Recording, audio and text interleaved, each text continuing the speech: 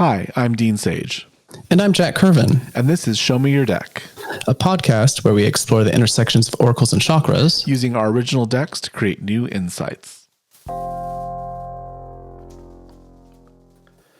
We have had the most epic amount of technical fuckery that I think we've ever had on this podcast. Ever.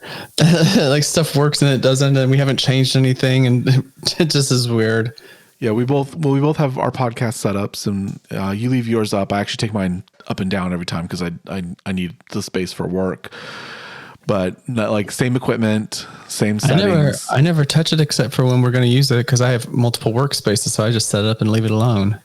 We first encountered internet fuckery, then we encountered technical fuckery. We've both assembled and disassembled and assembled our setups. So this is the Miracle podcast coming to you. Episode 12 is the Miracle. Because we spent an hour and 15 minutes is what took us to get to this point. So welcome. We're very glad that you're here. Thank you for sticking with us through our technical difficulties, and hopefully you actually hear this episode because we were able to complete it. Well, the content is good, even if the demon monkeys that live in our devices get upset sometimes, but we talk about cool stuff. Yeah. Well, we got it all working at 11:11, so made a wish. We made a wish for that never to happen again. Yes. Oh, let's just roll right into it. Okay, hold on. I need to take a quick breath. My last gay nerve was getting frazzled. Okay, are we ready to roll the die? I'm ready to roll the die. Okay, 1 out of 4. Let's see which deck we're going to use. Boom. Number 3, your favorite. Yeah. Okay, so we at least get to do that. Now let's see which card it's going to be.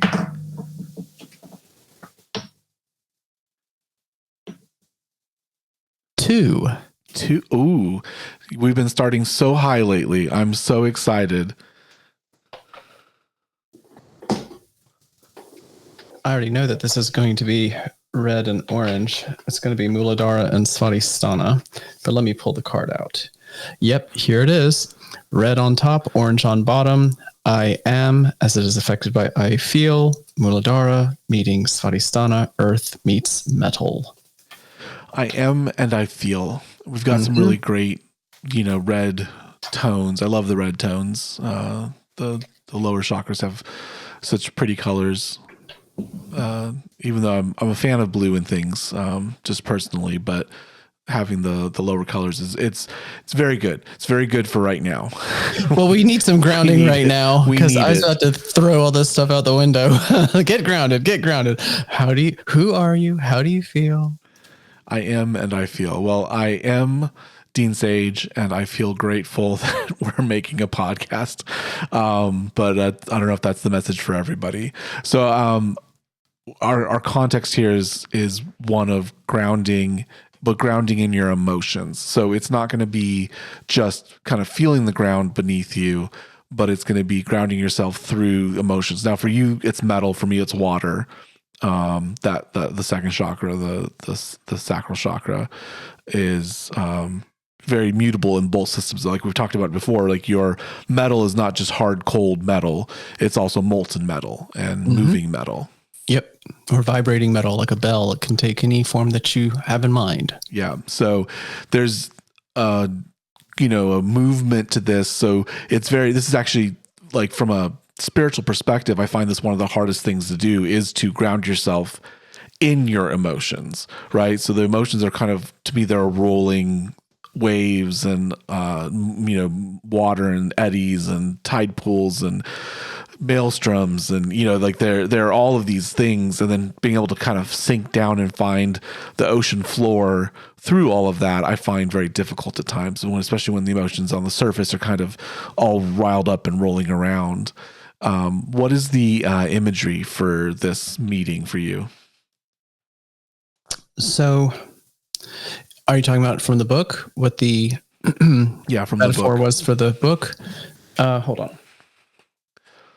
In the book, if you haven't seen it, which I encourage everyone on the podcast to go look at it and buy it, of course, there's imagery on the left-facing pages, and then there's text on the right-facing pages.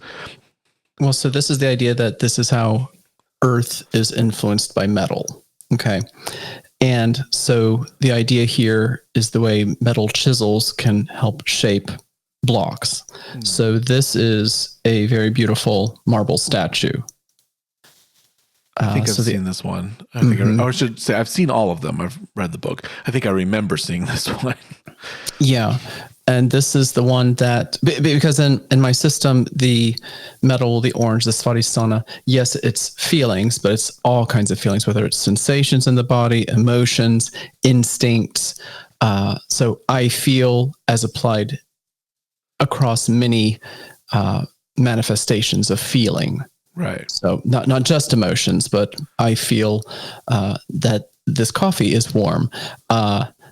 I feel happy. I feel you are being honest with me right now. So, pain is the sensation. So anything that's from the five senses, from your spider senses, all of that is contained here in this chakra. And in choosing which of those directions to go, I went with the idea that our emotions and instincts, especially within more traditional value systems, can be used to carve us into twisted, horrible, contorted shapes. So the reminder here, if you're looking at the book, is I profess that I am a monument to sensuality and happiness. The idea being that your emotions, as they are impacting you as a person and the way you feel stable, healthy, safe, self-actualized, the reminder here is to let that metal carve you into something beautiful instead of something grotesque. I like that you said sensuality, because there's obviously, this chakra hovers around the sexual organs. Yes. For most people's arrangements. So there is a sexual component to this. As someone who's kind of demisexual, and I don't really have a very strong sex drive. It just is not something that's kind of part of me. It's interesting to note that they're here, and I like how you pair it with beauty, how you pair it with other sensations, because you can find some of that same sensation while viewing artwork or seeing a movie, and imbibing beautiful things. Kind of gives the same sort of reverberations, let's call them, that sexual situations can also give you. So I think you could hear this two ways if you're listening. You could hear this two ways. You could hear this as something maybe more akin to bodily sensations, emotions. You could also hear this akin to something that is sensual or sexual as well. So there's kind of two places. So you have to kind of look inside yourself right now and figure out where am I? What's kind of resonating? Where is that vibration hitting me in my second chakra right now? What's the attunement, the focus that you have there? And it's, of course, everything is complicated because we are human beings and multi-layered. There's actually the third prong of that is instinct. Actually, would the haiku give even more context? Because let's hold off on that, because I think what we need more information. I think we need another card. But I want one from one of your decks. So let's go ahead and roll for it. Okay. So understanding that the context we're starting with is just to summarize right quick before we go on, the context is that the way that you are relating to the input coming into you is positively affecting your sense of self and health and balance. Is that kind of what we're saying before we go on? There's a physicalness to what we're talking about. There's a groundedness, a rootedness to it, but we're dealing with the way that mutability comes to the immutable. So the block of stone being carved is, an act of transformation or an act of recovery, where you're, almost, the way that people think of it is that the statue's inside the block of marble. They're simply uncovering it. Correct. Chipping away all the parts that don't belong. All right, so let's roll for which deck. Number 4, so there's the haiku. Okay. It's going to be really funny if this rolls a 2. You're like, hold off. Well, let's just see what happens. 47. So way up at the opposite end. So, that's interesting because 2 is 1 away from the beginning and 47 is only 2 away from the tippy top. So we're dealing with some extremes right now. Hold on. We've got a magical trinity in there with the 1 and 2 equals 3. Okay, so deck 4 and number 47. Let me grab this card right quick. This is going to be way up high. Way up high. This is, of course, purple, way at the top, Akasha, the crown, and how it's influenced by the heart. So green. So this is ether being affected by wood. So the way in which your sense of purpose or morality is influenced by the relationships that you maintain. And the haiku for that, purple on top, green on bottom. God, it's a beautiful card too. When I see purple and green together, it reminds me of all my favorite flowers, actually. Okay. You ready? I'm ready. Aspen's charmed baton.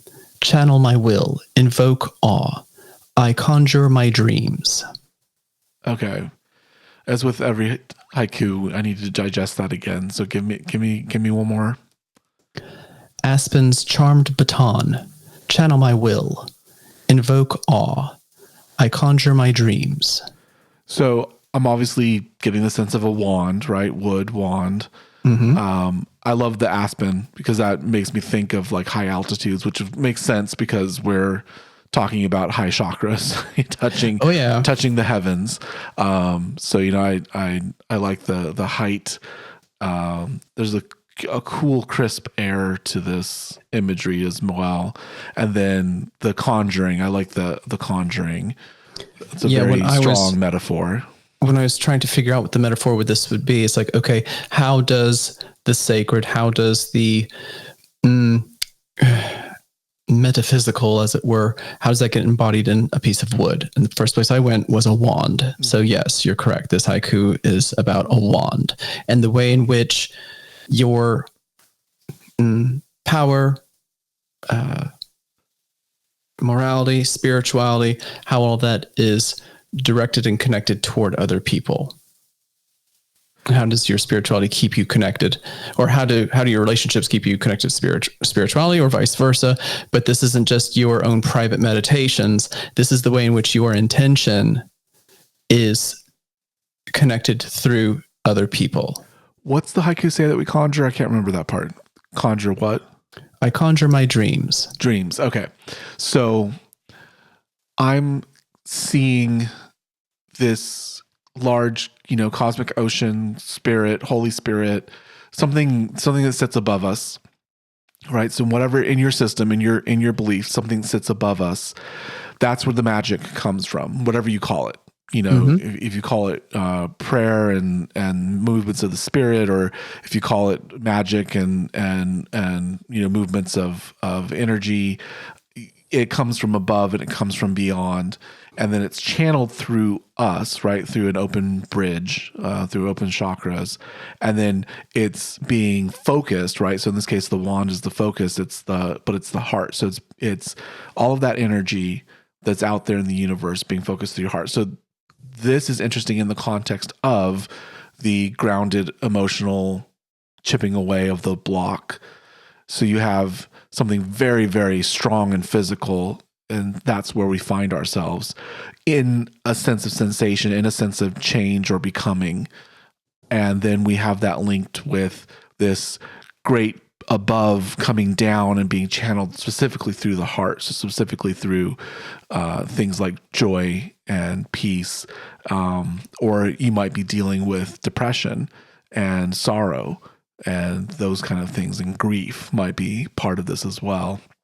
So some of those emotions that you feel in the lower chakras have deep, profound impacts in the higher chakras.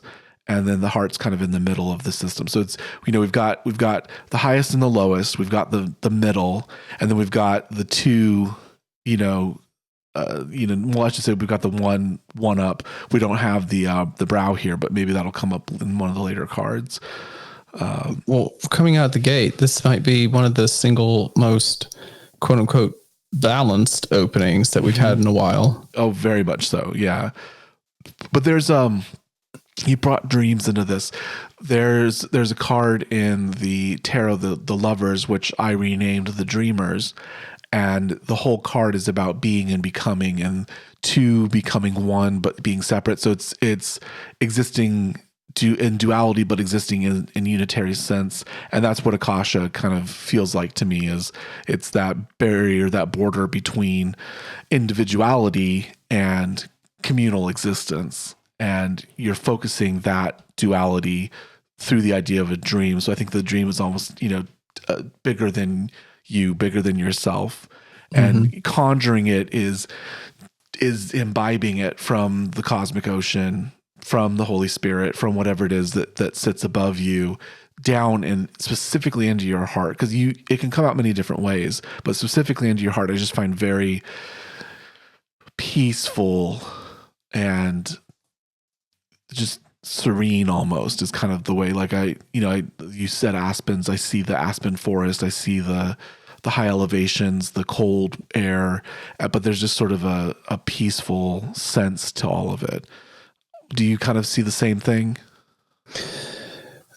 I do. I agree with what you're saying. For some reason, I'm having trouble creating images in my head today with these two cards juxtaposed like this. It should be so, well, it is so balanced, but maybe it's so balanced that I don't feel any momentum. I don't know. I'm listening. No, there's something very static, especially because we started with hewn stone.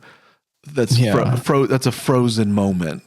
Mm-hmm. So it was mutable. It was changed, but now it is frozen in time. Like they found a statue in the sewer recently. Oh God. Yeah. Just, and of course it's missing its arms. I would love us to one day find a statue where the arms stayed on, because as much as they can reconstruct it, like I just want to see it one time. Just see it as it was one time. Yeah. Something got preserved in amber or something, or lava. I don't know. But yeah, it is a very static sense of change. So it's a fomented change. It's there. So there is something very sort of, when I say serene, you could also say static. You could say, frozen. So there's many ways to kind of look at that, but there's very much a lack of inertia, no momentum in there. Let me see if I can add some kind of a narrative to this so that it helps me break this apart a little bit. Okay, so we started from this place of being that is polished or in some way beautified by instinct and emotion and pleasure and all of this. So we're in this. We were reminded to be in this place of benefiting from our interior selves. Mm-hmm. And okay, all right, here we go. So the reminder was to be improved by your inner self and how that manifests in your physical self. Now, once that has happened and you are connecting out into your sense of purpose and everything, doing so from this place of almost self-love, self-acceptance, and then channeling your intention down into the people around you, it's almost as if the reminder for me is to be careful about what you channel towards people unless you are in this zone. Well, it is touring a museum. We are touring a museum because the act of creation has already occurred. The uncovering, all of the hard work, all of the chipping away, all of the things that need to fall along the path have fallen.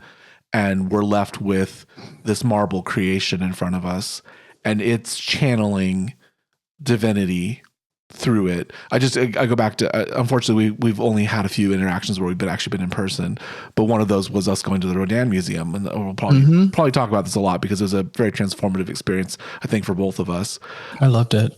But there was static imagery channeling something beyond into the world and sending it out and into us to experience. So it's that same kind of thing. So you've got a place of, or find, a reminder to find a place of self-acceptance and a quiet of the emotions, so that you can channel from above, so that you do have open chakras, you do have an open bridge, so you can pull down that energy and then share it, and then share that. And then share it. Yeah. And the sharing is the interesting part. So the reason I go back to Rodin is that there was such clear intention of almost discomfort that some of those sculptures were bringing forward, especially in you, a sense of twistedness.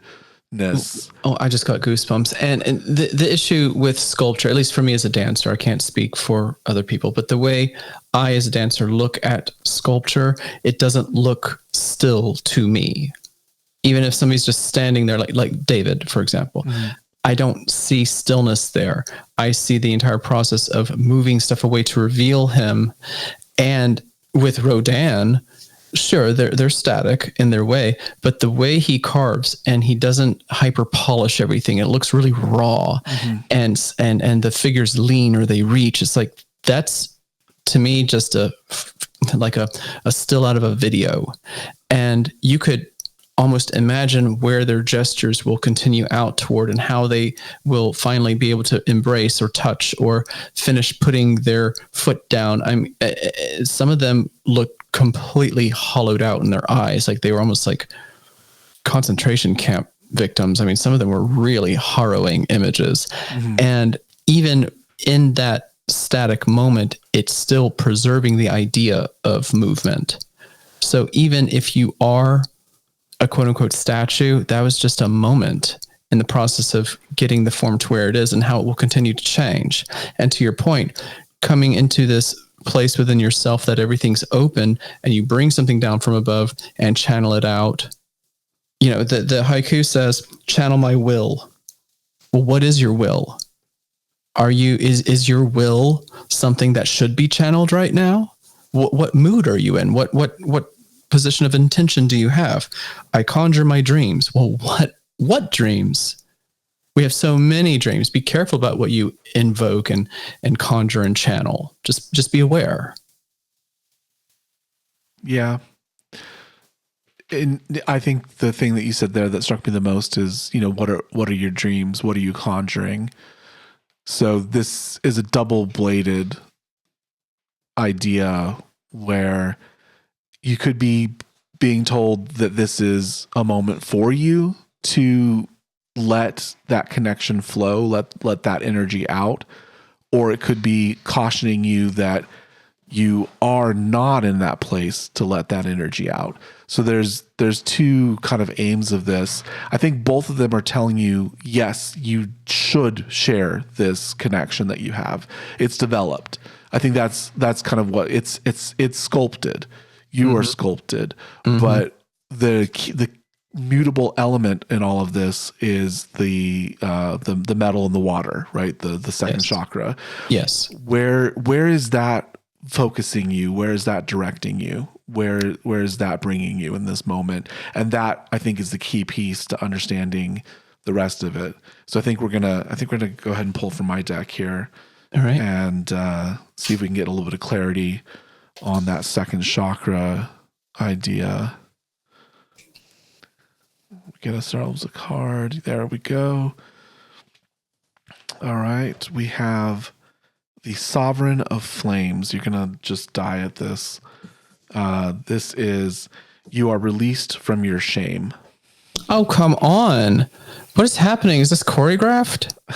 I mean, after all the fuckery, I guess we deserve to get. I think we deserve this. This is some easy reading. Thank you, God.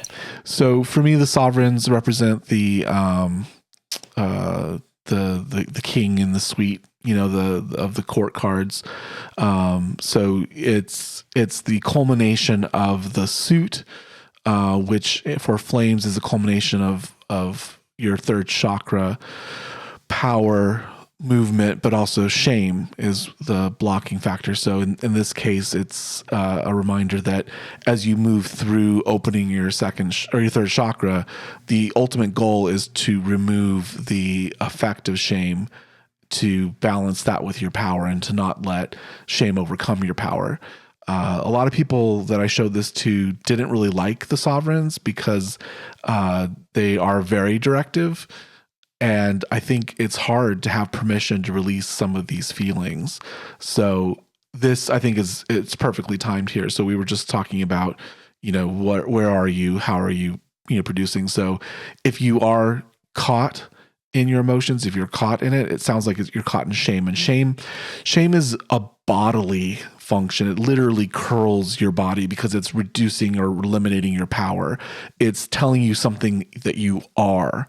You are bad because you are this. Guilt is something that you did. Shame is something that you are. And that's a key distinction. And that's why shame is so much more debilitating, especially when you imbibed it as a child. So that's what I'm hearing is that, you have something to share. You have been created. You've done the hard work. You've chipped away things. Your emotions are fluid. But what you need to do in this moment is to release yourself from the shame. It's like telling someone you're forgiven. Mm-hmm. Yeah. And how that unleashes so much just positive, high vibrating intention and will. I'm stuttering because it's just perfectly timed. It's perfectly timed within this reading, because the question was, what are you channeling? Why are you channeling it? What is the motivation here? And if you can let go of the shame and find the purest or the kindest or the most idealized version of whatever your dream is, and then you're ready to just go with it. Well, it's power. Remember, this is the third chakra. This is flames this is wands. This is the suit of wands in the tarot, by the way. Oh well, hi. Yeah, which is the element of fire and the third chakra. This is power. So it's quite literally saying, you have the heart to share the joy and peace that you've discovered, but you need the power to do so. Yeah, that's interesting because I know people who have beautiful dreams and beautiful ideas and companies they want to start and journeys they want to go on, but they don't act. They don't feel empowered to act. Mm-hmm.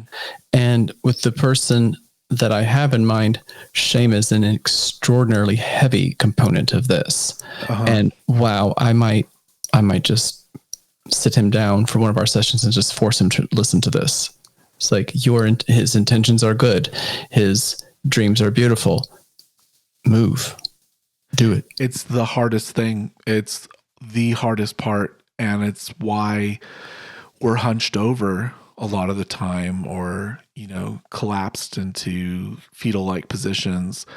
There's a real lack of power within our bodies in a physical sense that being able to take that into a spiritual or movement or empowerment sense can be even harder. Oof.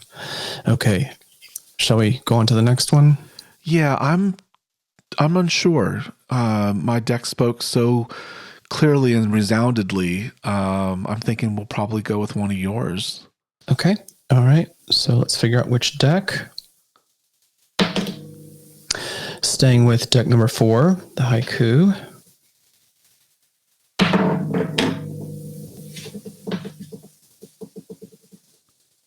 $27.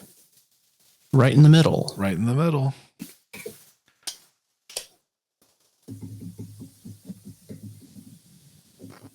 Okay, let me grab that deck again. Where did I put that deck? Here we are. You have to remember where 4 decks are in front of you. I only need the one. I only have the one. Oh my God. Oh, well, okay. But what is happening? This is wood and how it's affected by metal. So this is how your relationships, your connections, I love, how that is influenced by how I feel, my emotions, my sensations, my instincts. Do you want the metaphor first or do you want the haiku first? Let's do the haiku. That's what we pulled. The haiku first. Spike impaled heartwood. Grapple. Subsume trauma's nails. Wounds, scars. Bark, time, poise. There's a clarity to what's happening. So you literally, in your imagery, you literally have trauma and scars and heartwood. Spike impaled heartwood. Spike impaled heartwood. The emotional damage, the emotional wreckage that some people feel. But the tree lives on. It carries its scars. It carries its wounds. Exactly. It's shaped by them, but it is not overcome by them. Not at all. So these are arborglyphs. The marks that people carve onto trees, like John and Eddie, we're here, or Sandy loves Kristen, and it's like carved in there like 30 years ago, and you can still read it. So that's an arborglyph. And a lot of times that's done with metal. So that's, I was thinking specifically about the way emotional experiences leave marks on our hearts, but don't kill us. We still keep growing. Even if somebody were to drive a nail into you and walk away, you just grow around it. Eventually you would subsume the nail. It's not gone, but you've healed around it. The sovereign of storms, which is my heart suit is storms. The sovereign of storms says that you were released from your grief, because grief is the blocking emotion for the heart chakra. So we have shame here, right? So we didn't pull the sovereign of storms, which would have linked us back to the heart. We pulled the sovereign of flames because we're dealing with power. Shame. There's shame on your heart. There's deep emotional, deep connectedness that has been harmed or has been marked. I don't know if it's exactly harmed. It's been marked, and I think it feels like harm. I think, from the tree's perspective, when we carve these messages, it just reacts to it instinctively, right? It's just this is, something has occurred. It's marked this, the surface of the tree, the bark of the tree. Yet there's such a beautiful meaning and message to it. I think there's some confusion happening where the marks on the heart, and I think this is true for relationships and emotions. You can have connection and lose connection. And when you lose connection, you can focus on the loss or you can focus on what you had. And the way the connection made you feel, right? Going back to metal, going back to water, the way that connection made you feel. And the memory can be of loss and grief, or it can be of peace and joy. And you have to kind of decide, what do you fill the space with that's left by the passing, the cessation of something, and how do you mark its memory? And so those marks upon your heart are not necessarily bad, wrong scars. They're reminders. You talk about how all these messages are reminders, but the marks upon our heart are reminders, and we choose how we interpret it. So going back to the whole reading, as you are founded in yourself and secure in yourself and able to experience yourself emotionally, not just physically, but emotionally, then you're able to connect and channel from above through your heart. But at the same time, you have to understand that your heart has a landscape. It has a topography to it. And that channeling is contextual. It's channeling through you and who you are. So as you share these dreams, as you try to conjure your dreams, as you try to bring things into reality, it's just, there's always a bias to it, so that you have cosmic energy that you're sharing, but you're sharing it through an individually biased perspective. And that individual bias shapes how we bring that message to other people. So I think remembering that it's still your story that you're sharing, it's still your dreams that you're sharing, and they may connect or they may not. I think, that's true of this podcast.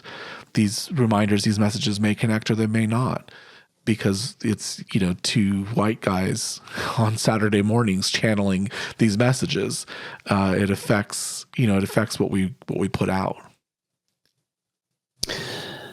I didn't want to say anything because you were on such a beautiful role. I just want to acknowledge that what you shared felt like being in church, but in a happy church where I could actually stand up and say, preach.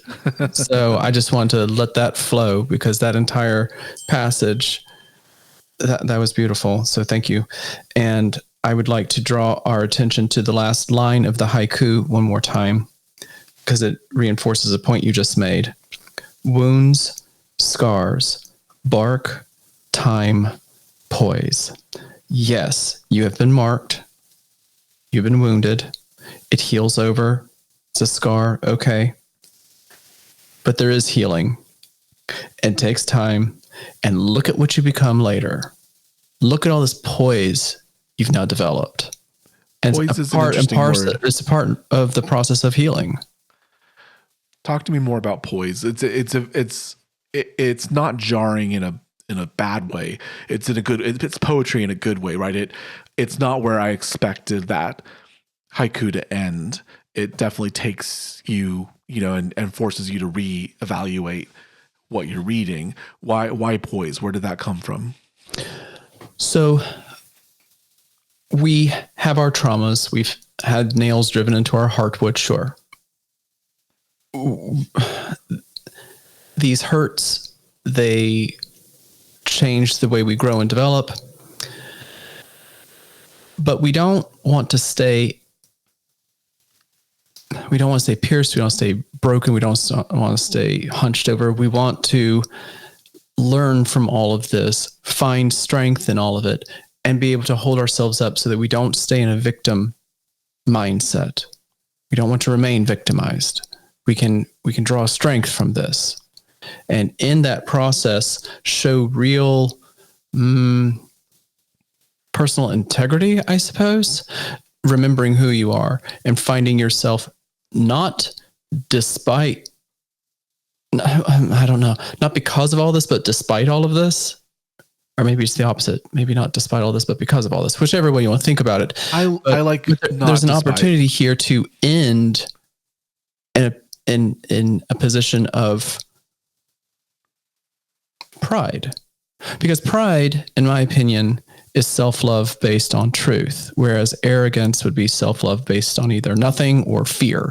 And despite all the ways in which we can be battered around, we can choose to allow that to give us a real distinct sense of personal presence. So poise there is coming through the other side of these experiences and still remaining standing like a tree. It's very, very interesting. We talked about stone and marble because of earth, obviously. We have that as our starting place. But there are sort of living sculptures, and I'm imagining, a tree that's been whittled and shaped like bonsai. And that's actually the first image I was going to use really for this. And I ended up using something similar to it elsewhere. I think when metal was being touched by, I went with topiary, the inversion of this, where metal is interacting with wood. I went with topiary. So I didn't want to do bonsai here since I already did topiary somewhere else. Gotcha. But I just, the poise is where you stand after. And I love that. Mm-hmm. Yeah, I absolutely love that. So we're right back to it. And as you were speaking, poise also requires activation from the core, right? Power, right? It all comes back to power and shame. And even going all the way back to the beginning, being carved by this metal and being carved into something beautiful. This time it's your heart being carved instead of your body, perhaps, but it's still you being shaped by this metal. Well, and I go back to the arms falling off. There's a lack of support in the arms. They're very weak parts of the structure because they dangle. They're dangling. They don't stay. The wings of Nike, the head of Nike. Just the way that statue is carved, leads to, unfortunately, its degradation. And you have poise here, and poise is so important because where do you center your gravity as you're sharing? Where do you center yourself as you are channeling? That idea of poise is deeply ingrained. Yeah, and the way, if poise is like an internal projection of strength, then it's metal forming your outside and your inside. How the emotions, sensations, instincts, all of these type of interpretations of your experiences, how they form you both internally and externally, both your physical self, who you are and how you perceive stability and safety and health and wellness and all of that, identity, and then also how you take that and then project it out into the world. That's what poise for me is. It's okay, you've got this beautiful sculpture, but does it emote anything outward, or is it just pretty? Is it just stable? It's like the way in which metal is working on the interior and the exterior, putting it together, and here you've got this magnificent creation that is you. And that magnificent creation can channel something. Yeah. Is channeling something. I think constantly. Let's take that as a constant connection. As long as you are opening yourself, you're opening your bridge, you are channeling, you are projecting. People take your energy wherever you go, and it feeds theirs, it influences them, and you can have profound impacts without even knowing. A smile and a kind word in the middle of a busy day can be, a boon to someone that needs it. So what you just said about, smile in the middle of the day, Janet Jackson is my everything. And she has a song called Black Eagle. And part of that song is a smile or a kind word or extending a hand, helping someone to feel human again. It's like, yeah, these are the small kindnesses that you can channel. There's a profound impact that the art has upon the viewer. And this is why this is a whole debate I had with a friend of mine that maybe we'll get into at some point, but what is art? And I was taking the position that I don't think that performance art is art in the same way that art is art, because of this one fact where there is a profound sort of effect and interpretation that I'm not being told something, I'm being exposed to and shown and enlightened and channeled something. And that, I think, is kind of the beautiful part of this. It's, you mentioned preaching in church earlier, which kind of struck me oddly because I don't have good associations with that. That's kind of a negative association. No, neither do I. Yeah. So it was odd for you to compare me to that for a second, but there is a time for that, right? There is a time to channel in a provocative, in a pronounced way. There is a time to channel messages directly, but there's also a subtle channeling that takes place. And I think that's more of what we're talking about here, that sort of subtle energy that by your existence, by the work that you've done, people can see that and they have hope, they have joy, they have peace because you exist. You show them what it looks like to be in that place. So even if you're not done, and none of us are done, but even if you're not done or you don't feel done, what growth and strength and poise that you have is what someone else needs today. Yep. It feels good. That's nice. I think we're ready to cap it off. I'm going to pull from my deck. All right. Just so she doesn't get lonely and sassy on us the next time. Okay. Don't need her pinting anything up. Oh my goodness. I can't with these decks today. Okay. Are you ready? I don't know. The Three of Storms. So this is the heart chakra, the Three of Storms. 3 storms, 3 painful crashes. So this is the Three of Swords in the tarot deck, which is a very famous card. Everyone's seen this card. It's a heart pierced by 3 swords. I know that one. Yes. Everybody knows this card. It's a very, very visceral image. I don't think anyone can see it without having a response in your chest. Frisson. Yes. And it's the 3, right? So the third chakra, you could bring that energy in here.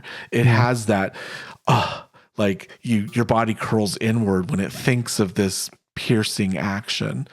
I didn't go full piercing on this.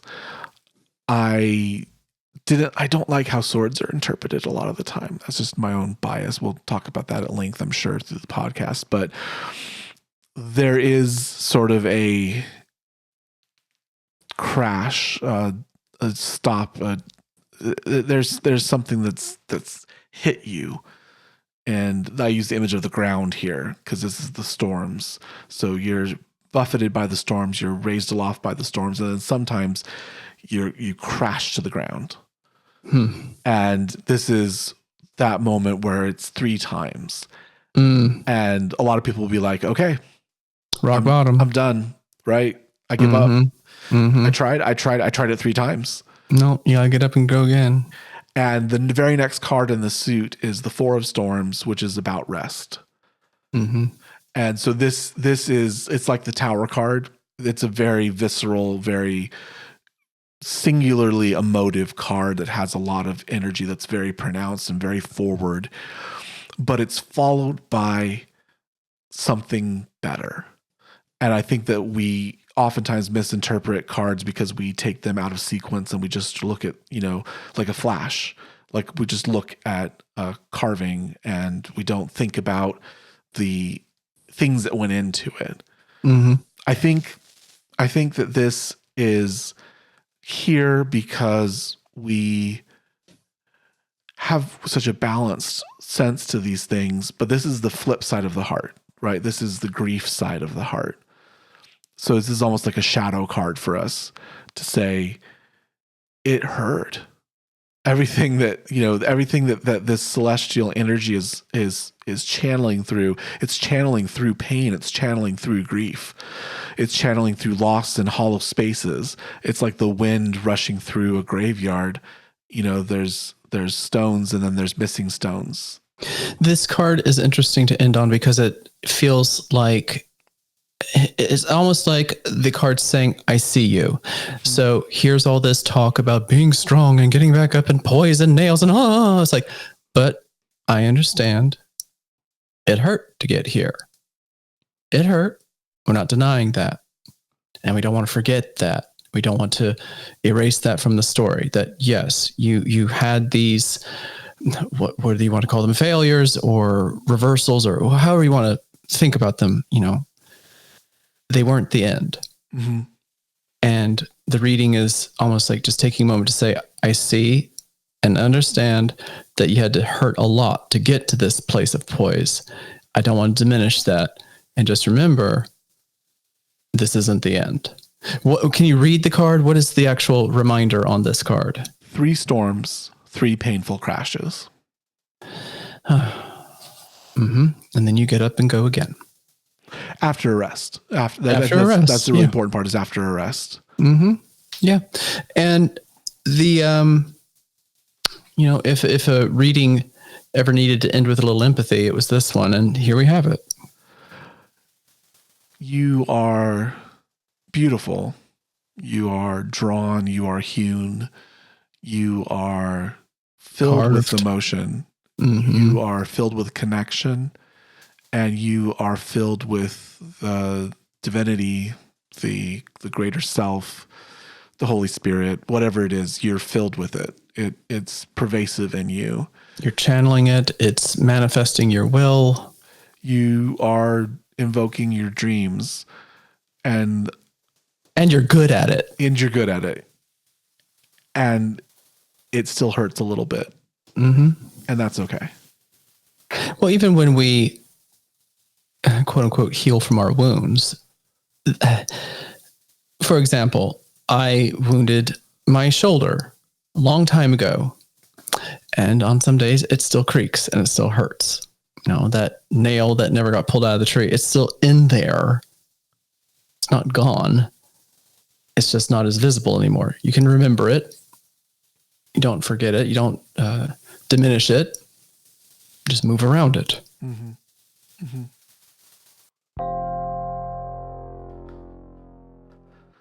We have a YouTube. So if you are not currently watching us on YouTube, you could watch us on YouTube. It's Show Your Deck on YouTube.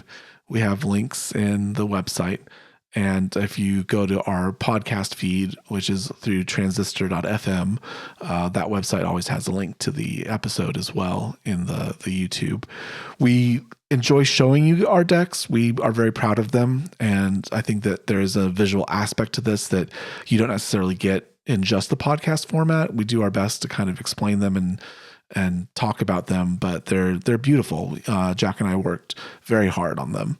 Mm-hmm. And they have lots of visual layers that, oh, this one's red and this one's orange. It doesn't really convey the texture and the care with placement. They have a mandala that was very specifically chosen for each chakra. And there's the cards where they intersect. And then we have the two mandalas and they kind of intersect and they're intersecting over gradients. And it's just a beautiful piece of art that we crafted. I mentioned earlier today that the purple and green together reminds me of my favorite flowers. When I do my readings, I don't call them readings. I call them collecting bouquets because they're so pretty. And with the mandalas, they look like bouquets of flowers. So. I love that. So yes, please check us out on YouTube. Our books and decks are available at showyourdeck.com. That's the website for the show. We have links to all the books and the decks there. So if you'd like to support us and grab a book or a deck, or if you just like to share the link with those that you think might want to get a book or a deck, the books are available on Amazon, although you want to buy Jack's book directly from Jack because you can get it signed, and also Jack makes more money. My book is free on Kindle Unlimited. So if you want to just check that out and you can have the account, you can go do that today. Jack, where can we find you? Look for me at 49 Haiku. So number 4, the number 9, HAIKU. So it's 49haiku.com, or on Instagram, it would be at 49 Haiku. I am Dean Sage Media, where I am. Currently, it's mainly Instagram and Threads occasionally. So that's at Dean Sage Media. And then the show is At Your Deck on Instagram. That's the only place that we have a social presence for the show right now. And we'll say goodbye. Au revoir.